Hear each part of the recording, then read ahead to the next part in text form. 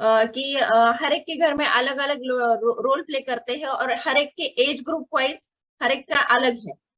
तो पहले तो मैं अपना रिजल्ट शेयर करना चाहूंगी। मेरा नाम प्रियंका देशपांडे। मैं एक बाय बैकग्राउंड एक government medical college and hospital department में वर्किंग लेडीज हूँ। तो मैं वहां पे काम तो करती हूँ। तो इवन हेल्थ डिपार्टमेंट में काम करते हुए ही 2 सिजेरियन होने के बाद हर एक डिलीवरी के बाद वजन तो बढ़ ही जाता है। वैसा सेम मेरा भी हुआ था। मेरा भी वेट बहुत गेन हो चुका था। वेट गेन होने उसके साथ ही सेकेंड डिलीवरीज के बाद मेरा बहुत ज्यादा मुझे अस्थमा की तकलीफ होना शुरू हो गया। मैं कंप्लीटली इनहेलर डिपेंडेंट हो चुकी थी। इनहेलर लेती नहीं थी तो मैं यानी सुबह शाम को लेना कंपलसरी था। और इन बिटवीन ये जो सीजन है रेनी और विंटर सीजन में तो बहुत ज्यादा तकलीफ मुझे होती थी। जैसे जैसे मेरी इनहेलर डिपेंडेंसी कम होती गई, मैंने ये प्रोग्राम जब स्टार्ट किया तो मेरी इनहेलर डिपेंडेंसी कम होते गई और मैं थोड़े थोड़े चेंजेस खुद में नोटिस करने लगी। मेरे फेस पे भी बहुत सारे पिंपल्स और ये रहता था। इवन ये सब हार्मोनल फ्लक्चुएशन था। मेरा डाइजेस्टिव सिस्टम बहुत ज्यादा वीक था। मैं बहुत ज्यादा फेस करती थी कि कॉन्स्टिपेशन मुझे बहुत ज्यादा होता था। और इवन मैं नाइट शिफ्ट और डेली का शिफ्ट अलग रहता है, इसकी वजह से मुझे हमेशा तकलीफ होती रहती थी कि पेट अच्छे से साफ नहीं होता था। तो इसकी वजह से फेस पे बहुत सारे पिंपल्स आना, ये तकलीफें तो कंटिन्यूअसली चालू रहती थी। इवन मैंने अपना 3.5 महीने में मैंने अपना 15 kg हेल्दी फैट लॉस किया ही है। उसके साथ मेरे हस्बैंड ने फैमिली ज्वाइन की और उन्होंने फैमिली ज्वाइन करने के बाद उन्होंने अपना अमेजिंग और 36 दिन में 10 kg हेल्दी फैट लॉस किया है। हमें जो बोनस में मिला वो है, हमारे हस्बैंड जब 28 ईयर्स के थे उस टाइम से उनको बीपी की तकलीफ होना चालू हो गई थी। उनका यानी कंटिन्यूअसली हेडेक रहता था। डॉक्टर के पास गए तो ब्लड प्रेशर मॉनिटर किया तो वो टाइम पे डॉक्टर ने बोला कि आपको अभी टैबलेट चालू करनी पड़ेगी, आपका बीपी कंटिन्यूअसली रेज आ रहा है। तो यानी कम कंटिन्यूअसली हाई होने के कारण डॉक्टर ने बोल दिया कि आपको अभी ब्लड प्रेशर की तकलीफ है। टैबलेट डिपेंडेंसी बढ़ती गई जैसे जैसे उम्र बढ़ती गई। इवन जब उनको सिंगल टैबलेट चालू थी कुछ दिनों बाद उनको डुप्लीकेट हो गया, यानी 2 टैबलेट का एक कॉम्बिनेशन टैबलेट उनको चालू हो गई। हमें पता था कि ये नॉर्मल नहीं है, पर डॉक्टर ने हमें बोल दिया था कि हेरिडेटरी है, यानी फैमिली हिस्ट्री आपको रहेगी तो ये नॉर्मल ही है, आपको भी होने ही वाला है। तो हमने भी ठान लिया था कि हाँ कि ये अगर हो रहा है तो ठीक है, यानी ये नॉर्मली ये है तो हमें ऑलवेज लेना ही पड़ेगा। पर मेरा चेंजेस देख के मेरे हस्बैंड ने फैमिली ज्वाइन की, उनका वेट लॉस तो हुआ। इवन उनकी टैबलेट डिपेंडेंसी 17 सितंबर 2021 को उनकी ये हो गई, यानी डॉक्टर ने गोली बंद कर दी। पर ये हमारा पर्सनल रिजल्ट है। ये हर एक का रिजल्ट जो है हर एक का अलग रिजल्ट रहता है, वैसे ही हमारा ये पर्सनल रिजल्ट है। Thank you very much. तो अभी हम बढ़ते हैं मेरे टॉपिक की ओर। यानी टॉपिक जो है मैंने क्या ये स्त्री जीवन चक्र। हमारे बर्थ से लेके छोटी बच्ची जब हमारे घर में जन्म लेती तो हम क्या बोलते हैं, पहली बेटी धन की पेटी। ऐसे ऐसे हम बोलते हैं। हाँ, सबको क्या लगता है, धन तो बहुत अच्छा लगता है। इसके लिए हमने डायरेक्टली उसको क्या एज कम्पेयर टू मनी से हमने इसको कंपेयर कर लिया है। बोलते हैं पर उसको मनी की वैल्यू जितनी है उतनी वैल्यू क्या हम देते हैं सच में? घर में जो कोई औरत है, लड़की है, नहीं हम देते हैं। तो हमें क्या करना जरूरी है, मोस्टली हमें जो करना है वो है उसकी बॉडी में जो चेंजेस होते रहते हैं वो हमें पहले नोटिस करना बहुत ज्यादा जरूरी है।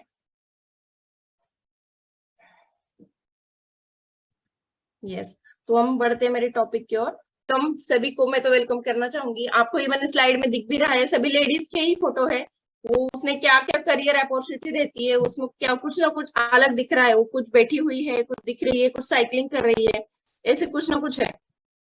वैसे ही है, हमारी उम्र के पड़ाव रहते हैं हर एक लेडीज के। यानी वो जब से जन्म लेती है वो थोड़ा सा टॉडलर फेज यानी 1 to 3 एज में आ जाती है। फिर उसके बाद 7 to 8 एज ईयर्स में रहता है। उसके बाद वो प्यूबर्टी फेज में आ जाती है, जो टीन एज रहता है हम उसे हम बोलते हैं, यानी 13 टीन बोलते हैं, 13 से 18 तक, 19 18 तक ये जो पीरियड रहता है वो टीन एज हम बोलते हैं इसको। वैसे ही उसकी उम्र में क्या होता है, धीरे धीरे से कुछ ना कुछ फिजिकली चेंजेस रहते हैं, मेंटल चेंजेस रहते हैं, वो चेंजेस को फेस करती रहती है। तो अभी हम देखेंगे मेरा जो टॉपिक है उसके बारे में। अभी हर एक के घर में क्या है, लेडीज है। तो वो लेडीज क्या करती है इनडायरेक्टली, वो वो लेडीज का क्या रहता है, वो जब से जन्म लेती है तब से लेके उसके। और मेरा सभी से रिक्वेस्ट है, ये टॉपिक जो है मैंने सिर्फ ये लेडीज स्त्री जीवन चक्र लिखा हुआ है, यानी सिर्फ इसमें स्त्री नहीं, यानी सब लेडीज नहीं है इसमें टॉपिक में रहना है, ऐसा नहीं है। तो हर एक जेंट्स ने भी ये लास्ट तक बने रहना है। इम्पोर्टेंस क्या है, क्योंकि आपको भी समझ में आना चाहिए कि हर एक लेडीज क्या क्या फेस करती है मेरी लाइफ में, जो कुछ हर एक की जेंट्स की लाइफ में जो लेडीज है, बहन से लेके बेटी से लेके सभी, तो उन्होंने भी सुनना है और बने रहना है कि हाँ ये भी चेंजेस सब होते हैं और ये बहुत ज्यादा जरूरी है। तो मुझे समझ के लेना है कि वो ऐसे क्यों रिएक्ट कर रही है कोई भी सिचुएशन के लिए, तो ये बहुत ज्यादा जरूरी है। तो सभी ने बने रहना है। तो पहले तो हम क्या देखेंगे, वुमेन्स की हेल्थ का कंसर्न क्या है। मेरी वुमेन्स हेल्थ के कंसर्न हम क्या बोलते हैं, हम अभी हर एक वुमन जो अभी सुबह उठने के बाद से घर का सब स्ट्रेस संभालती है, खाना बनाने से लेके घर साफ करने से लेके बच्चों को तैयार करके स्कूल में भेजने से, और अगर कोई वर्किंग लेडी रहेगी तो वो जॉब करती है, तो जॉब से लेके उसका जो यानी करियर और फैमिली है दोनों का बैलेंस करके वो जो पूरी लाइफस्टाइल, वो पूरी दिन भर की दिनचर्या रहती है वो जो बैलेंस करती है, ये बहुत ज्यादा डिफिकल्ट रहता है। और ये सब करते हुए वो क्या करती है, अपने पेरेंट्स जो रहते हैं यानी ग्रैंड पेरेंट्स भी रहे घर पे या फिर सास ससुर रहते हैं, अपने बच्चे रहते हैं, हस्बैंड रहते हैं, सभी के टेक केयर करने के टाइम पे वो खुद का टेक केयर करना पहले तो भूल जाती है। तो हमें क्या करना है,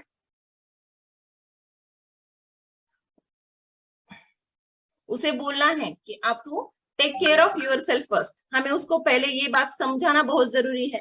तू सभी का तो करती है पर तुझे पहले खुद के बारे में सोचना पहले है, और तूने खुद का टेक केयर करना बहुत ज्यादा जरूरी है। तो अभी वुमेन्स वेलनेस के बारे में हम देखेंगे। वो किसी को पता है वुमेन्स वेलनेस क्या है, मुझे चैट बॉक्स में प्लीज बताएंगे वुमेन्स वेलनेस यानी होता क्या है। वुमेन्स वेलनेस ही नहीं, सिर्फ मुझे अगर इवन आपने बता भी दिया तो वेलनेस क्या है, वेलनेस यानी होता क्या है। प्लीज चैट बॉक्स में अगर एक दो लोगों ने भी अगर आंसर दिया तो भी ठीक है। आप क्या सोचते हो, क्योंकि हम अभी वेलनेस कोच करके ही कहलाते हैं, तो वेलनेस यानी होता क्या है। Good health, okay Vishnu sir ने बोल दिया है गुड हेल्थ। हाँ गुड हेल्थ, हेल्थ यानी सिर्फ हेल्थ यानी फिजिकल मेंटल बहुत सारी हेल्थ रहती है, तो कौन सी हेल्थ से हमें गुड रहना चाहिए।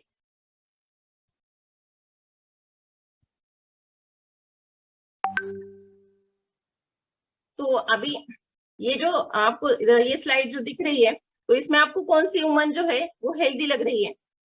एक जो बैठी हुई है एक एकदम कॉन्फिडेंट लग रही है, एक कैसे लग रही है, एकदम स्ट्रेस्ड है, काम में बिजी है, और एक इवन एक गार्डन में बैठ के थोड़ा सा वर्क उसका चल रहा है, ऐसे हम सभी को लगता है। तो इवन हमें भी क्या करना चाहिए इसकी वजह से, हम पहले तो ये ऑब्जर्व करेंगे हर एक की लाइफस्टाइल में, हर एक ये सब कैटेगरी की वुमेन्स हम हर रोज डेली के इसमें लाइफस्टाइल में हम देखते हैं कि हाँ ये अलग लेडीज है, ये ऐसी है, उसको स्ट्रेस बहुत ज्यादा है, ये बहुत हेल्दी और हैप्पी रहती है, ये हम डेली रियलाइज करते हैं। तो ये जो है हमारा वेलनेस व्हील है। वेलनेस व्हील यानी क्या बोलते हैं हम, वेलनेस कब बोलेंगे, एक आधी वुमन जो है जो सोशल यानी क्या, हम सोसाइटी में कैसे बिहेव करते हैं, पहले तो हम फिजिकली देखेंगे। फिजिकल यानी हम क्या बोलेंगे, सिर्फ बाहर से दिखना नहीं, तो अंदर से भी उसकी शरीर कैसे उसको बोलता है, उसकी रिएक्शन कैसे देता है हर एक सिचुएशन में, वो फिर अंदर से ठीक है कि नहीं, ये देखना बहुत ज्यादा जरूरी है। स्पिरिचुअली यानी क्या, उसका जो धार्मिक वगैरह रहता है वो हमें इनडायरेक्टली क्या करता है, मेंटली हमें स्टेबिलिटी देता है, पीसफुल माइंड रखने के लिए भी हेल्प करता है। स्पिरिचुअली कोई लोग स्पिरिचुअल नहीं रहते हैं, पर इट्स नॉट इम्पोर्टेंट कि उन्होंने नहीं है तो इसलिए किसने नहीं रहना है, वो डिपेंड है हर एक के ऊपर। और ऑक्यूपेशनल यानी अगर वो वर्किंग लेडी रही तो वो काम की जगह पे कैसे बिहेव करती है, या फिर वहां पे जाके वो कंटिन्यूसली स्ट्रेस निकालती है, कैसे बिहेव करती है किसी के ऊपर, ये भी देखना बहुत जरूरी है। इमोशनली कोई भी सिचुएशन रही तो इमोशंस मेंटेन करना बहुत जरूरी है। अगर कोई भी चीज उसको स्ट्रेस आ गया, अगर वो स्टार्टिंग से रोना स्टार्ट कर दे तो वो क्या रहेगा, इमोशनली वीक बोलते हैं हम। तो वैसे लोगों को हम क्या, लोग क्या करते हैं, कंटिन्यूस चिढ़ाते रहने और बेस परेशान करना, ये जो चीजें वो कंटिन्यूसली होती रहती है। तो हर एक इमोशंस को कैसे संभाल के हमें चलना है ये बहुत ज्यादा जरूरी है। और नेक्स्ट जो एनवायरमेंटल, हमारे एनवायरमेंट में बहुत सारे चेंजेस होते हैं, कभी बारिश धूप ये वो सब रहता है, पर हमें एनवायरमेंट की वजह से हमें भी फ्लक्चुएट होना बहुत जरूरी है। हमारी इवन सिर्फ हमारा बाजू का एनवायरमेंट नहीं, तो घर का एनवायरमेंट भी जो है बच्चे जो बड़े हो रहे हैं इवन उनका स्टडीज है, सभी एनवायरमेंट घर का हेल्दी एनवायरमेंट एटमोस्फेयर मेंटेन करना बहुत ज्यादा जरूरी है। और इंटेलेक्चुअल भी डेवलपमेंट होना बहुत ज्यादा जरूरी है। अभी वेलनेस यानी होता क्या है उसके बारे में हम देखेंगे। वेलनेस यानी अभी जो विष्णु सर ने बोला कि फिजिकली यानी मेंटली, हम जो अभी वेलनेस फील्ड देखा तो वैसे ही, तो वेलनेस यानी क्या है, it is not it is is it just the absence of disease, यानी सिर्फ डिसीज ना होना है, कोई बीमारी ना, बीमार ना होना, यानी वो आदमी एकदम फिट एंड फाइन और वेल है, ऐसा हम नहीं बोल सकते कोई भी लेडीज जो है।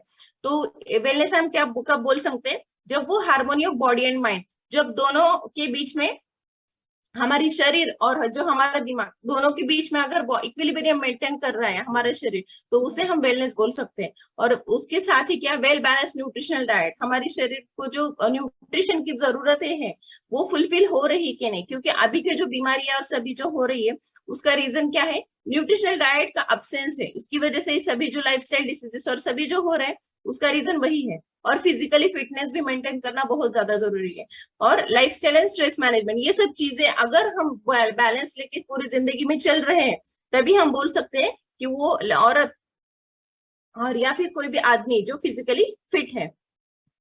अभी यहाँ पे हर एक एज के जो आपको लेडीज दिख रही है, एक छोटी बच्ची है, और इवन कोई टीन एज में है, कोई 20s to 30s में, 30 to 40 में है, और कोई 60 के आबो तक है। ये हर एक एज ग्रुप में, हर एक के घर में कोई ना कोई ऐसा रहता है। तो हर एक का लाइफस्टाइल अलग है, हम सोचते नहीं है, हम क्या बोलते हैं, अरे यार ये अभी बुढ़ी हो रही है, चिड़चिड़ापन इसका बढ़ गया है, या फिर कोई भी औरत है, तो हम ऐसे क्या कर देते, उसको प्रिजुडिस कर देते कि हाँ ये अभी ऐसे ही बोलने वाली है, ऐसे ही बिहेव करने वाली है।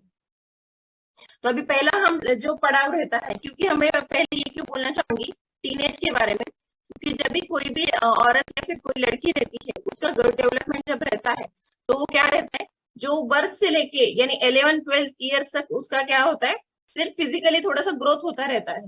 पर जब टीन एज यानी टीन यानी कि 13 से लेके से 19 तक उसका जो एज पीरियड है, उसमें क्या रहता है, उसका शरीर में प्यूबर्टियल चेंजेस होते हैं। प्यूबर्टी यानी क्या बोलते हैं, युवा अवस्था डेवलप होने लगती है। उसके साथ ही उसको जो फर्स्ट मेंस्ट्रुएशन यानी उसकी पहली माहवारी आना भी शुरू हो जाता है उसी ड्यूरेशन के अंदर ही। और उसके साथ ही क्या होता है, उसको उसके ब्रेस्ट चेंजेस होने लगते हैं, प्यूबिक हेयर्स यानी उसको जो जेनाइटल एरिया है उसके ऊपर भी हेयर डेवलप होता है। इवन किसी किसी को क्या होता है, मेंस्ट्रुएशन पहला जब आता है वो एडजस्ट नहीं कर पाते, उसके अंदर जब पीरियड जो पहला आता है उस टाइम पे उसने हाइजीन या फिर केयर कैसे लेना है ये भी उनको सिखाना बहुत ज्यादा जरूरी रहता है। और इसकी वजह से उनमें उनके अंदर क्या आता है, स्ट्रेस लेवल बहुत ज्यादा बढ़ जाता है कि मैं ये कर पाऊंगी कि नहीं, मैं कर सकूंगी या नहीं। वो स्ट्रेस से जूझते हुए रहते हैं, और इवन ये फिजिकल चेंजेस भी रहते हैं, तो उनको समझा के लेना इतना ज्यादा जरूरी है, क्योंकि अभी तो सिर्फ शुरुआत हुई रहती है कोई भी लेडीज के अंदर, यानी कोई भी लड़की के अंदर, कि उसके अभी उसकी औरत बनने वाली है, और औरत के बने उसकी डेवलपमेंट कैसे होने वाली, ये हमें देखना बहुत ज्यादा जरूरी है। तो उसको मेंस्ट्रुएशन के हाइजीन के बारे में हमें बताना है, जो पहले पीरियड्स आते हैं, प्यूबर्टल चेंजेस यानी युवा अवस्था में उसकी बॉडी में क्या क्या चेंजेस होने वाले हैं, और उसको प्रॉपर न्यूट्रिशन देना बहुत ज्यादा जरूरी है। अगर उसको इसे ड्यूरेशन में न्यूट्रिशन बचपन से लेके न्यूट्रिशन का डिफिशियंसी रहता गया, तो उसमें पीसीओडी जो हम कॉमनली आजकल तो इवन वो लाइफस्टाइल डिसीज जैसा ही पीसीओडी हो गया है, सभी के अंदर पीसीओडी तो कॉमन ही हो गया है अभी। यानी बहुत सारे लोगों में पीसीओडी क्या रहता है, पॉलिसिस्टिक ओवरीज यानी ओवरीज के ऊपर क्या रहता है, एकदम सिस्ट आ जाता है यानी गांठ जैसा, और उससे क्या होता है, पूरे उसके हार्मोन्स जो है फ्लक्चुएशन, यानी मंथली साइकिल जो है 28 दिन 30 दिन को आने चाहिए, वो एक तो लेट आती है, 2-3 महीने को आती है। तो फिजिक यानी उसका शरीर कितने अंदर से झूंझ रहा है, तो ये हमें देखना बहुत ज्यादा जरूरी है। तो हम स्टार्ट करेंगे टीनेज से, यानी टीनेज यानी कौन सा रहता है, टीनेजर्स से। तो उसमें क्या होता है मेनली, तो जो लड़कियां रहती हैं उनमें बहुत सारे बदलाव, एक तो यहाँ पे उनको फ्रीडम चाहिए रहता है, डेवलपमेंट मेंटली उनको लगता है कि हाँ अभी हम बड़े हो रहे हैं, तो हमारे शरीर में बहुत सारी चीजें होती है, मेनली क्या हमें देखना चाहिए, मेंस्ट्रुअल हाइजीन, प्यूबर्टल प्रॉब्लम्स और पॉलिसिस्टिक ओवरीज यानी पीसीओडी के बारे में उनको एजुकेट करना चाहिए। इवन उसको प्यूबर्टल प्रॉब्लम्स के युवा अवस्था में उसके शरीर में क्या बदलाव होने वाले हैं, और नहीं वो बदलाव, वो प्रॉब्लम ना समझते उसको एडजस्ट कैसे करना चाहिए वो भी उसको समझाना चाहिए। और मेंस्ट्रुअल हाइजीन, उसको मंथली साइकिल जो आती है, तो उसमें भी उसको उसने पूरी स्वच्छता कैसे मेंटेन करनी चाहिए उसके बारे में भी हमें उसको सिखाना है। नेक्स्ट जो है अपने 20s एंड 30s, अभी ये जो 19 तक ये मेंस्ट्रुएशन नॉर्मल रहता है, 18 के बाद या फिर 20 के बाद हर एक लड़की का जीवन में शादी, मैरिज, ये सब चीजें नॉर्मली होती ही रहती हैं।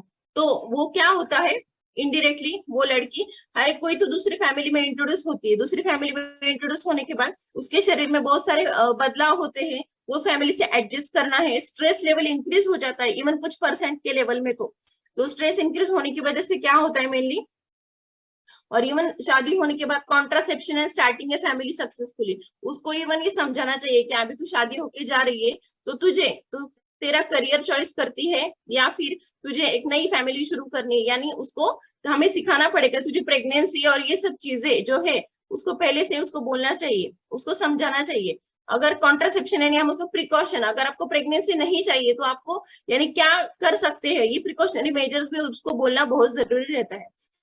और रेगुलर पैप्समियर हम बोलते हैं जो गर्भाशय की पिशवी है उसमें जो सर्विक्स नाम का एक भाग रहता है, तो उसमें का वो स्मीयर यानी सिर्फ चेकिंग एक टेस्ट है एक प्रकार की, वो करना बहुत जरूरी। इससे क्या डिटेक्ट होता है, सर्वाइकल कैंसर यानी यूट्रस गर्भाशय की पिशवी का जो कैंसर वगैरह है या फिर कुछ इन्फेक्शन है, पैपिलोमा वायरस की वजह से वो इन्फेक्शन होता है, उसके बारे में वो यानी हमें क्या करना, रेगुलर चेकअप करना जरूरी रहता है। और मेनली जो मॉम यानी एक मदर होने के लिए तैयार है, उसको लगता है कि अब मुझे प्रेगनेंसी कंटिन्यू करनी है, उसने फॉलिक एसिड लेना बहुत जरूरी है। फॉलिक एसिड क्या है, जो एक प्रकार का विटामिन है वो या मिनरल है, तो वो क्या करता है मेनली हमारे शरीर में न्यूट्रिशन, उससे क्या होता है बच्चे की मेंटल डेवलपमेंट होना बहुत जरूरी है। और ये कब लेना चाहिए, कोई भी लड़की है तो उसने जब वो प्रेगनेंसी के 3 महीने से पहले, जो 3 महीने पहले उसने चालू करना चाहिए। अब टाइम ऑफ चॉइस, ये टाइम जो रहता है उसमें क्या, एक तो करियर या फिर फैमिली, न्यू फैमिली डेवलप करना है, इसके बारे में उसने सोचना चाहिए। अभी हेल्दी प्रेगनेंसी के लिए क्या इंपॉर्टेंट है, हम तो डायरेक्टली देखते ही है, क्योंकि हेल्दी प्रेगनेंसी अभी है, मैंने जैसे बोला कि फॉलिक एसिड 3 महीने पहले स्टार्ट करना बहुत जरूरी है।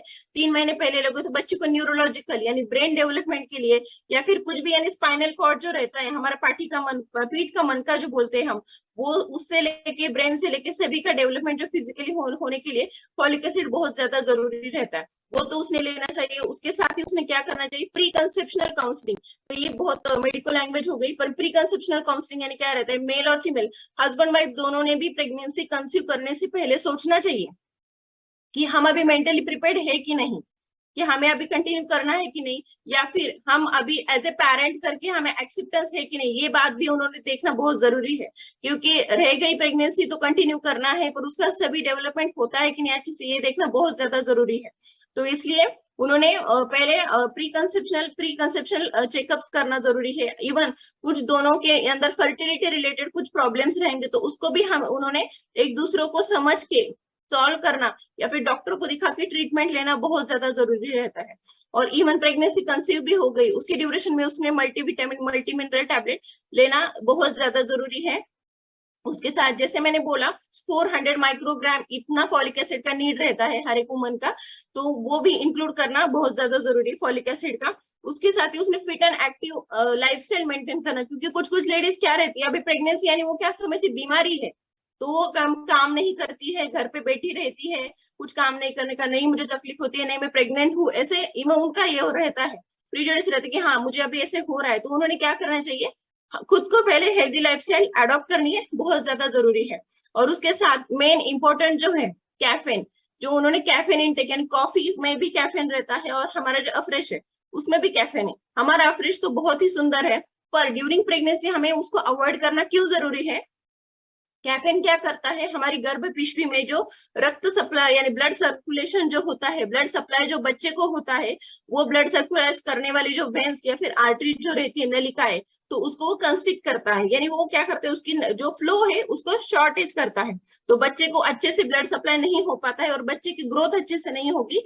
और बच्चा क्या रहेगा, इवन उसकी एज के हिसाब से 2 महीने 4 महीने 6 महीने में उसका जितना वेट चाहिए, उसकी फिजिकल ग्रोथ चाहिए, उतनी वो एडिक्वेट नहीं होती है। तो कैफीन मेनली अवॉइड करना चाहिए, यानी कॉफी भी इंटेक नहीं करना चाहिए ड्यूरिंग प्रेगनेंसी, ये बहुत ज्यादा जरूरी चीज है। तो उसके साथ ही ये तो हो गया अभी प्रेगनेंसी रिलेटेड, ये तो हमें कुछ चीजें हैं ये हमें मालूम करना बहुत जरूरी है।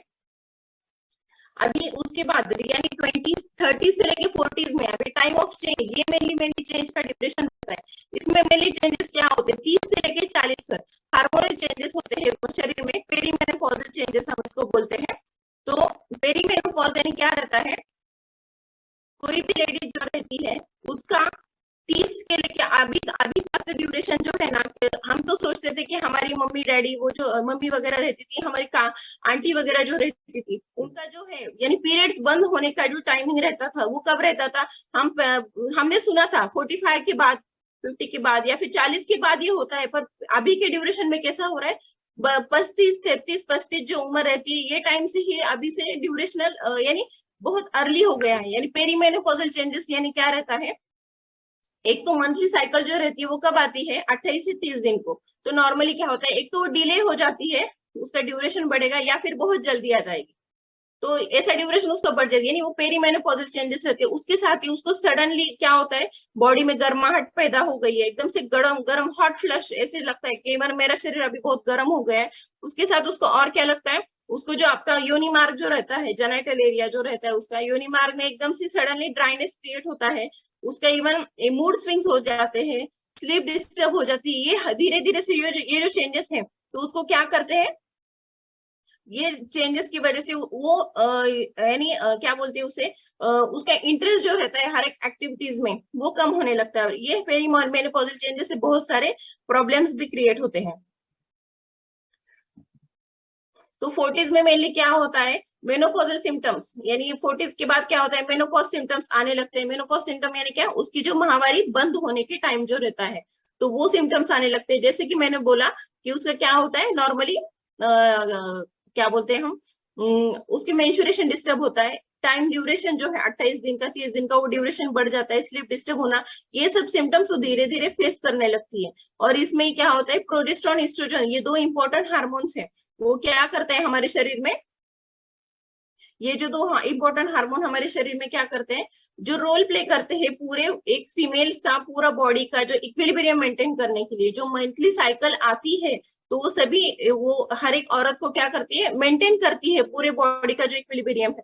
तो उसी प्रकार वो हार्मोन्स क्या होते हैं, फ्लक्चुएशन, यानी मेनोपॉज, यानी उसके जो हार्मोन्स की लेवल भी कम होने लगती है।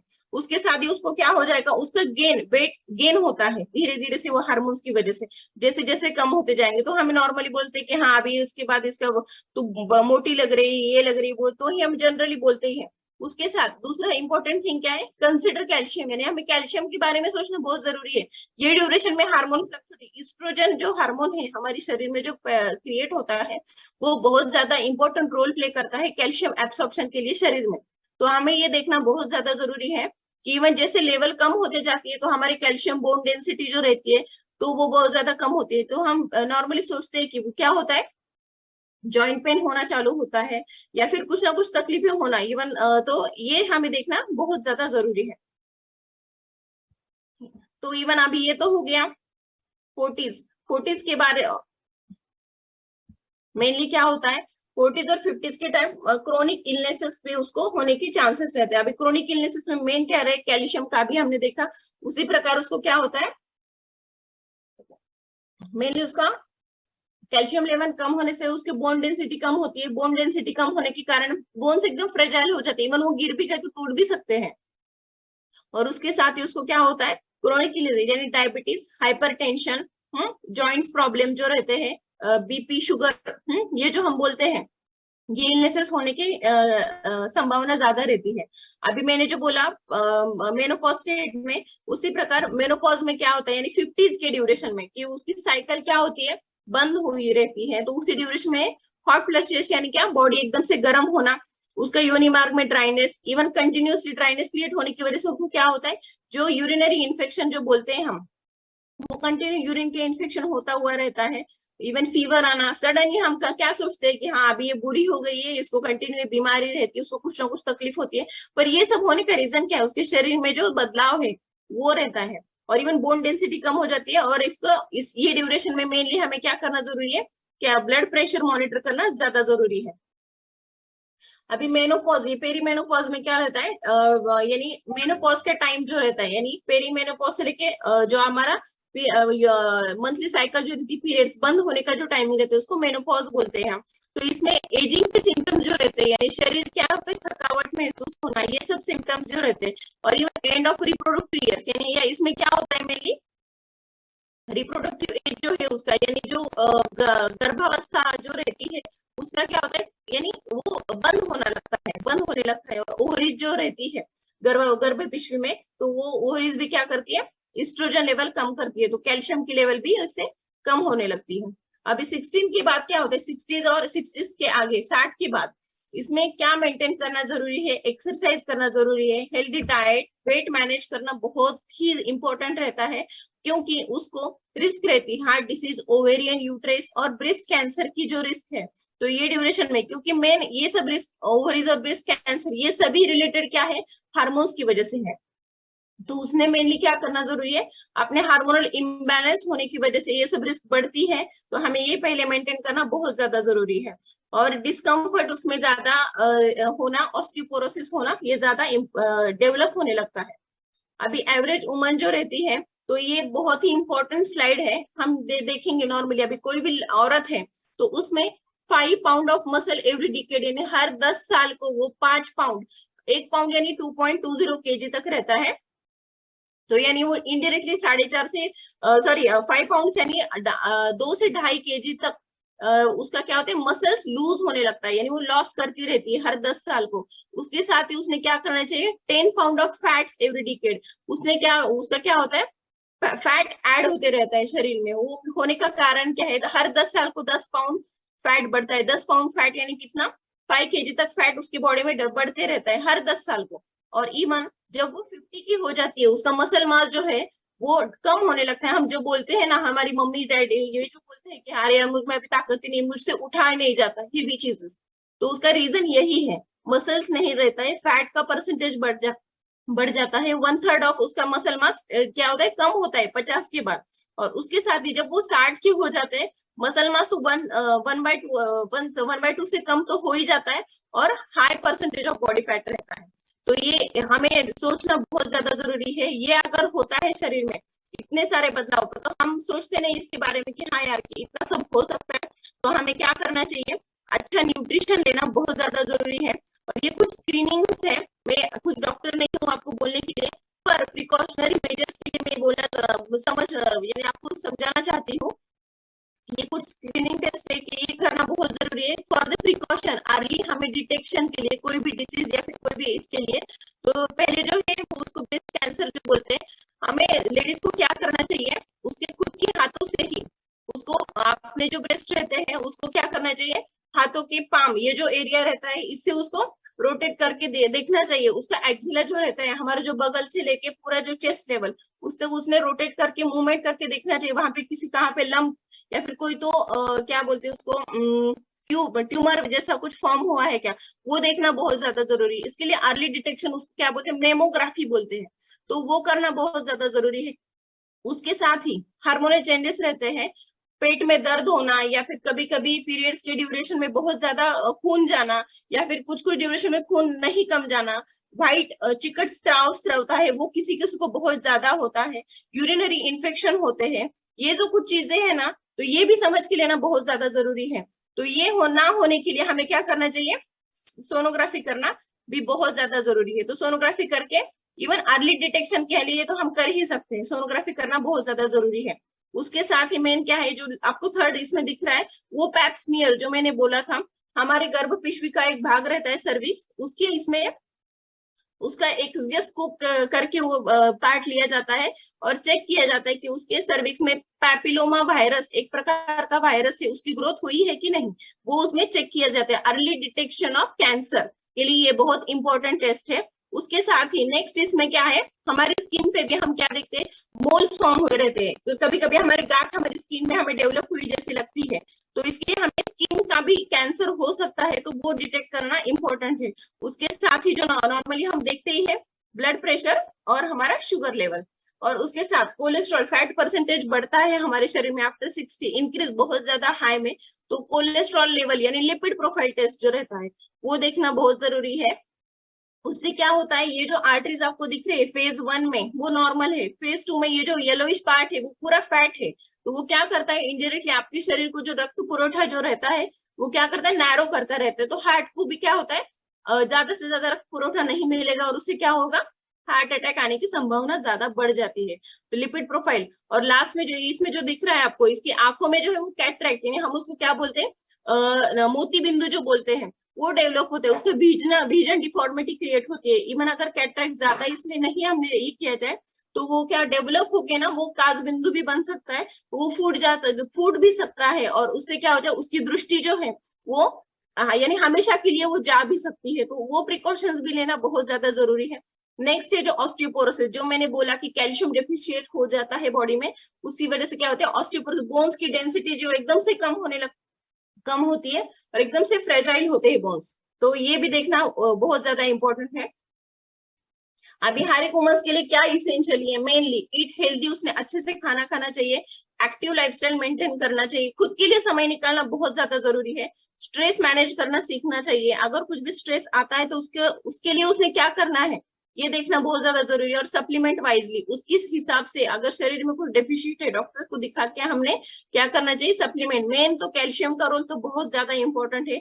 जो लेडीज आफ्टर 35 to 40 के ईयर के बाद जो है ना, हमारे शरीर में क्या होता है कैल्शियम की लेवल दिन ब दिन क्या होती है कम होती जाती है।